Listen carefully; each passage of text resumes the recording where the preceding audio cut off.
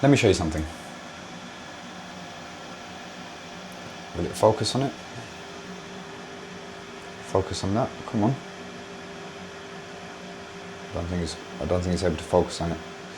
But basically what I'm holding here is the sheared off screw head from the bottom corner of the pump. Which now means I've got to change the complete housing.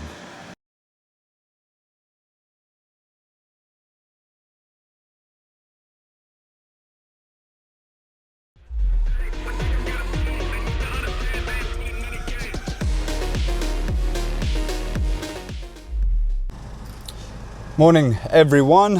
It is a bit of a late start today for me because I had to do the school drop off this morning. So it's 10:40, I've just finished the gym. It's Monday the 8th of September. It's actually going to be a glorious day today by the looks of it. It's going to be 21 degrees, so I'm back in the shorts again. I've got 5 jobs today, I think. Yeah, 5 jobs. First one, I've got a boiler service, got to fit a Tado there, and I've got to connect up some rad valves. After that, I've got 2 gas safeties, which I'm probably not going to record unless something interesting comes up on there. Then I've got a gas leak to go and look at, and a boiler breakdown. It's tripping out the electrics. So let's go, let's get started, and let's see what we get on with today. We are at the first job. So this is, I've never come across this one, Glowworm Ultra Power SXI. So it's basically a system boiler with an unvented cylinder. So it's quite similar to, if any of you guys have worked on the Potterton Power Maxes, I think they are. Yeah, the Potterton Power Max. I think Ideal did one as well, the iStore. I actually ripped one of those out a couple of years ago, and we had to replace with an electric boiler because it was in the middle of a flat. It was the ECA electric boiler. I'll link the video in here because I did film it for YouTube, so you guys can have a look at that one. But this one, I'm here to do a standard service on this today. I've also got 4 radiators that just need the valves connecting up, so I'm going to actually go and connect up the radiators first, refill the system, and then do the service on this. So I've got a little bit more volume of water for the heat to dissipate from, and then I've also got to fit a Tado to this as well. Let me go and connect up all the radiators, then we'll come back to the boiler service on this, and we will then do the Tado. Well, the case is off, and it's literally just, you've got 2 screws underneath that you have to undo there, and some are there probably, yeah. And then it looks like that when you take it off. When you pull it down, it looks like that. And as you look inside, you can see it pretty much does look like a standard Glowworm boiler. Got your plate heat exchanger as well. Look at the size of that plate. This, I believe, well, that's a bronze pump, so that's going to be the shunt pump, I guess, for the cylinder. That's our central heating pump on there, and then the rest of it just looks like a standard Glowworm or Vaillant boiler. Quite a lot of room inside to work on. This expansion vessel, I just need to check whether that, no, that is for, that sounds pretty solid. That's for the domestic water. How do I get to the central heating vessel? Because I need to recharge that. That's something which I need to figure out. I don't actually know how I can get to it at the moment, because that's the central heating vessel at the back there. And I don't know, I'm gonna have a look. Is there any, I can't feel anything, that's all closed up. These are all riveted, so I can't even take the side panel off. Obviously that's the 2 screws holding the vessel in.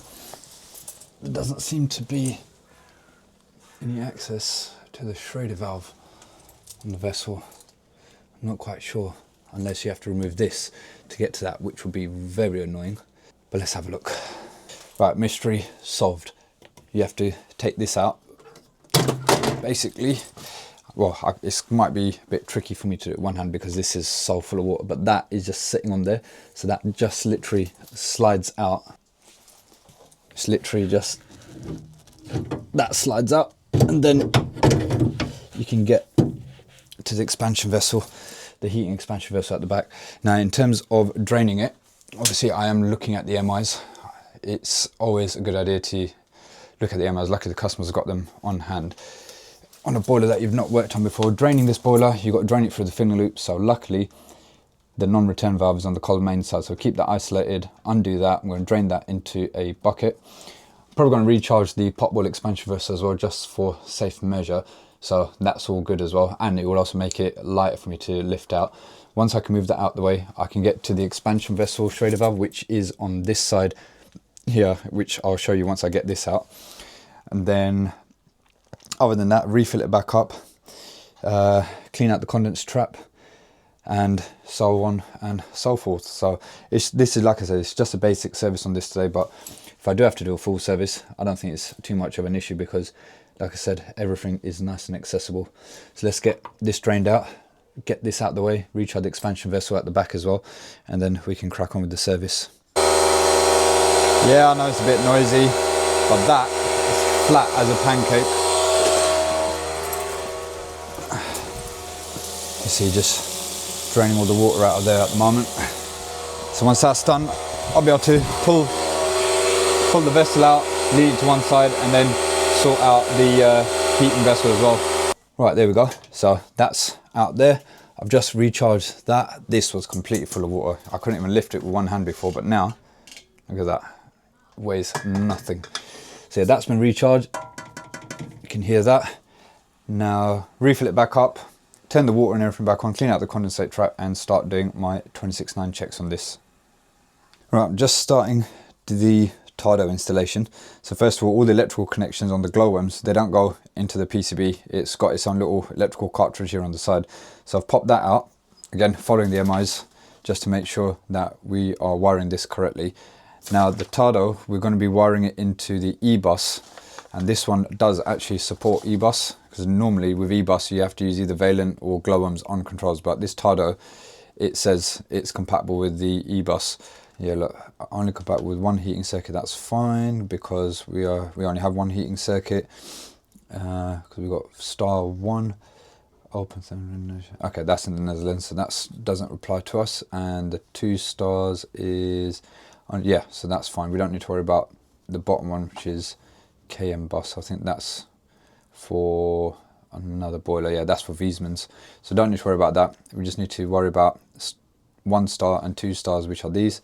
So there's no additional configuration that we need to do here, but once we've wired it all in, because right now there's an internal programmer on the boiler, so again, just following the MIs, we need to disable that once it's all wired in. But in terms of installing the Tado, it's going to be a case of, well, just live earth and neutral when I get it all out, and then I'm going to have 2 E-bus cables. So we've got here plus and minus for our E-bus, and they're going to go straight onto this side here. So that's where it says, when it focuses, there we go, E-bus and 0 volts. So the positive will go in the E-bus and the negative will go in the 0 volts. And then all that happens is, once that's all wired into there, that cartridge just slots into there. So all this on this side is basically like a 5-way connector, but you've got even more slots into there. That talks to everything inside the boiler, so we don't need to worry about wiring anything in here.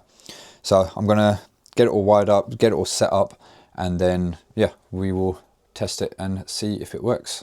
Okay, this is actually gonna make my life a lot easier.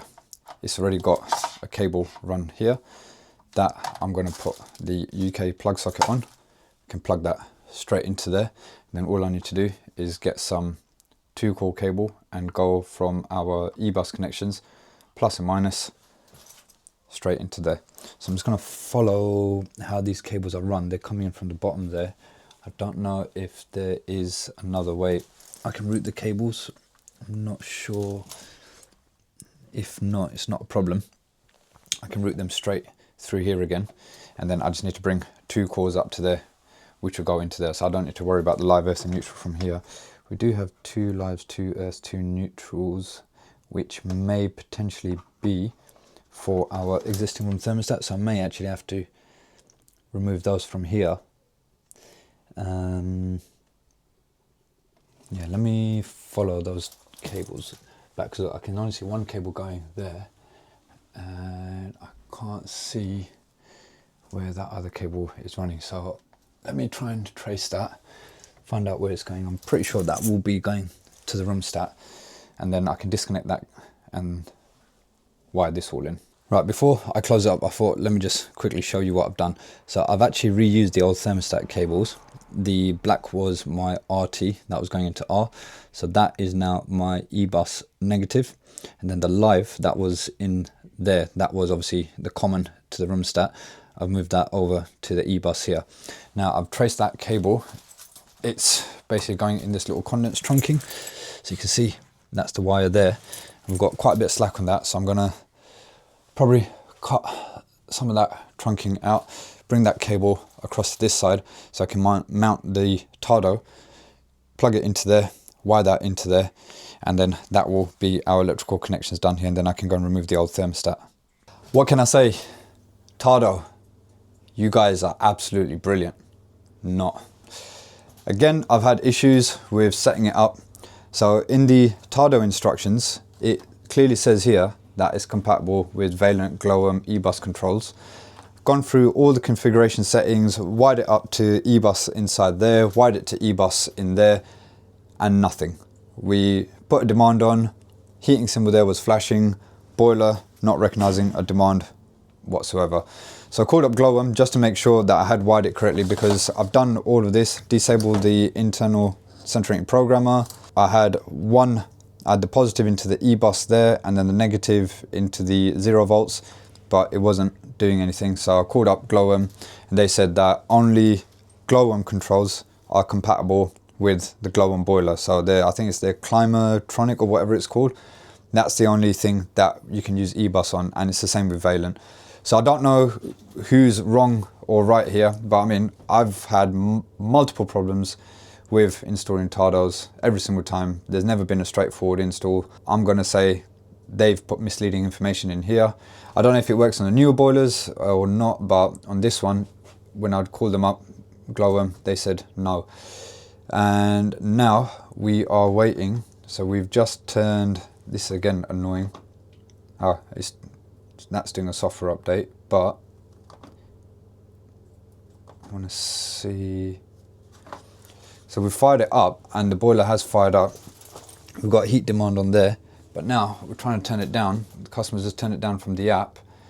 Well, it's turned off here, but that's still on there. I don't know why that hasn't gone off yet. It's been a couple of minutes. I don't know. I know there is a delay, but I don't know how long of a delay. It will probably, there you go. I knew that would happen. It would go off whilst I'm filming, which is good. So at least we know. But so I've been recording this for 2 minutes, and it's probably on for a minute longer than that. So I think there's a 3-minute delay between that and that, which it's not great when you're testing, because you want to test it to see if it works, not then thinking is something wrong, something not wrong. But right, it's working. It's now wired up just as on-off rather than E-bus. I just switched the cables around to 24 volts low voltage rather than trying to do the mains voltage stuff. But that's all working. Boiler service is done. Connect up the radiators. It is now 3:30. I'm massively late, so let's get on to the next ones. I'm going to be dead honest. That Tado job absolutely done me. It's not the fact that it was a difficult job to do. It's just that the product is so crap. I'm really not a fan of it, and I'd warned the customer beforehand as well that I've always had issues with Tado, and it just never actually works as it's supposed to, and that's exactly what happened.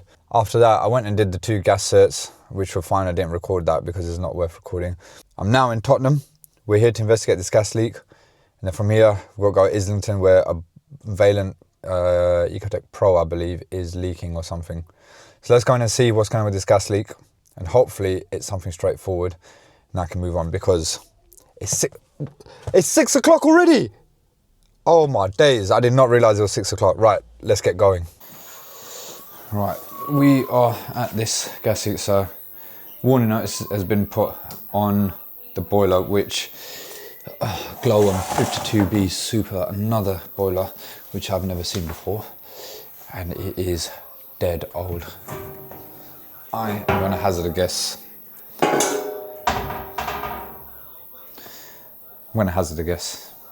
But we'll do a drop test. We will see what's going on with this.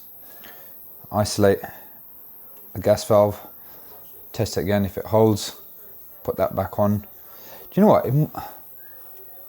It might be because the pilot might have been left on.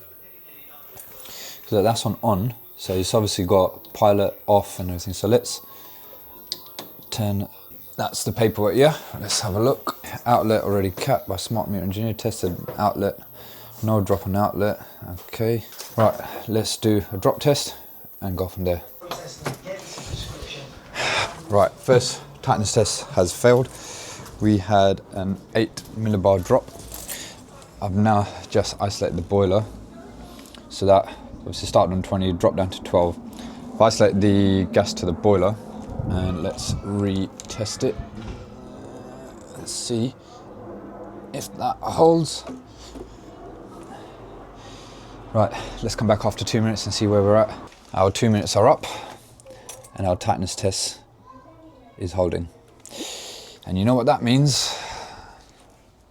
New boiler time. Because it's obsolete, don't know how I'm going to break it to them because they're an elderly couple. Don't know if they'll be able to. Well, look, unfortunately, as bad as it sounds, that's not my problem. I think the human aspect of me wants to try and help them financially if I can, like obviously do something on the quote, but ultimately we're still looking at a few £1,000s and I don't know if they can. I'll speak to them, maybe they can do the government grant thing or something like that. Yeah, that's that, end of this one. Here we have our EcoTech Pro. What is it, a Pro, I can't actually see. Oh, it's a Pro 28. The fuse spare has been isolated, but it has been tripping out the electrics, the customer said. So before I put the fuse spare back on, I just want to take the case off and see if there's any evidence of anything leaking inside here. 20th of March, I can't see what that date is, but it looks like it's G10 PRV and the vessel's been recharged to 1 bar. Looks like the pump. Look, can you see? So there you can see underneath. It's had some leaks and some weeps, and I'm going to hazard a guess that's what's causing it to trip. So what I'm going to do now, I'm going to power it on, I'm going to see if it trips, then I'm going to disconnect the pump from the PCB, power it back on again and see if it stays on. If it stays on, then we know it is 100% the pump. Right, let's flick. Is that on? Yeah, hives come on. It doesn't seem to be a light on that fuse spare switch, but that's come on. So now let's pop that on. Let's wait and see what happens. Yeah, strip the RCD. So now let's power that off. Unplug that. And now let me go and reset the RCD, come back, put the boiler on and just see what it does. Right, pump is disconnected, so let's just pop that up there. Turn the power off. Spurs back on. Got power back on there. Now, obviously it's not going to do anything because the pump's disconnected, but I just want to see if it stays on. Yeah, hear that click? That click is basically trying to send power to the pump, but obviously there's nothing going on with the pump. It's going to come up with an F75 in a minute because it's going to try and keep trying, but if it's not getting it from the pump, then it's going to throw up an F75. So I'm going to wait, let it do its thing, and then we'll come back with that F75 that will prove that it's definitely the pump and the boiler's staying on, and we can change the pump. So back in a minute. What did I tell you? What did I tell you? F75 and the boiler staying on. So we know 100% that the pump is at fault. Let me get one out of the van, get this swapped out, get the customer back up and running, and I can go home. That's the part number. Can still get hold of these pumps. Let's swap it out. I've also brought inside with me a pressure sensor just in case. This has an AAV on it. Does that AAV need changing? No, that AAV is fine. So I'm only going to be swapping the head out. Doesn't look like we've had any other problems. I'm going to recharge the expansion vessel, and hopefully I don't need to change the pressure sensor. If I do, it's not a big deal, but I'm going to set you guys up on a time lapse on this toilet here, and you can watch me do my thing. Let's go.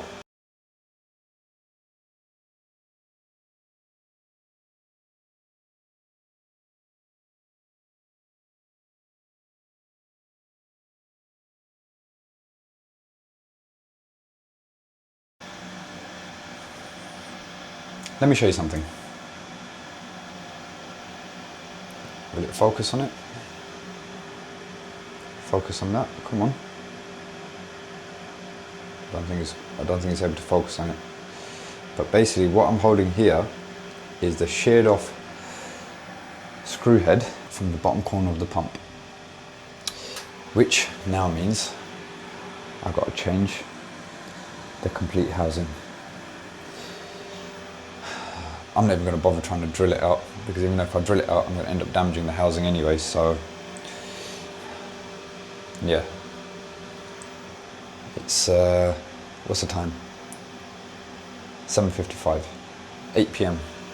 Now I've got to change a whole pump housing. Fun and games. All right, let's do it. Now, I haven't done a complete pump change in ages. I don't think since the days of social housing, but I do remember the method that I used, and that is, the way I do it is I disconnect the diverter and the pump all together, take the whole thing out, split it apart afterwards, then put the new pump into the diverter, put it all together, and then put the whole thing as one unit. I just find that works easier, because to try and get the pump out this way, you can't get it out because you haven't got enough space. I mean, if there was if this was openable, then I could take the side panel off and maybe I could have done it that way, but it's not in this situation, and even then I don't think I'd have much play to get it out that way.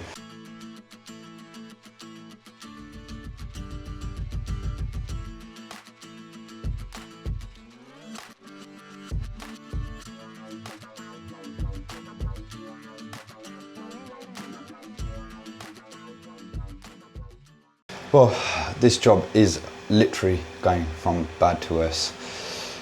I've gone old school and removed the PCB completely. It's actually very easy to remove it, and if you go on the Vaillant training course, this is actually what they tell you to do. If you're doing any work on the hydraulic section of the boiler, they recommend that you remove the PCB just to save anything from getting wet. And like I said, it's just unplug. This is the newer style one, so everything's on, I think they're called Molex connections. So just unplug everything, remove the PCB out the way. Got a nice clean slate there, mount the whole thing in one go in there.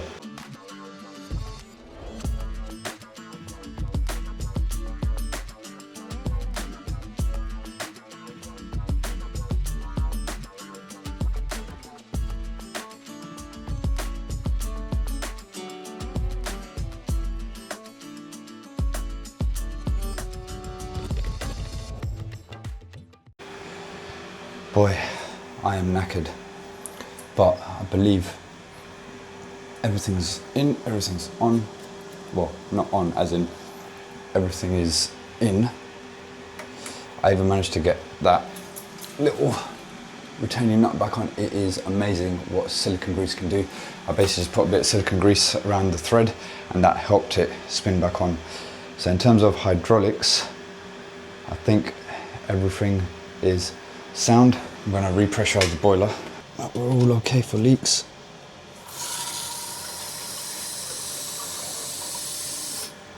Okay, so far so good, but looks like we've got enough pressure in there. Nothing's weeping, nothing's dripping, so that's good. I'm now going to put the PCB back in place, turn it on and test it. Right, board is back on. Now, moment of truth. All right, power's on there. Power's on there. That's the diverter doing its thing. Now, pump's running. Yes, boiler is staying on. So now, ho ho ho, I can hear the AAV hissing away. Let's purge this bad boy. There we go. Start doing your thing. There we go. Right, pump's running. Now that the pump's running, let's make another quick inspection. Nothing's leaking. No, we're good. We're good. We're good. We're good. We are good. 9:15. Not actually bad in terms of how long it took me to do it. It's just the time I started it. Just gonna let it purge out, just test that everything's okay, and then I'm out of here. Thank you for watching, as always. I hope you enjoyed my struggles, or you felt my struggles. And please, this is the type of stuff that I'm doing at this time of day or night even, making content for you guys to watch. So please, a subscribe, a like, a comment, any of those would be very much appreciated. Thank you, and good night.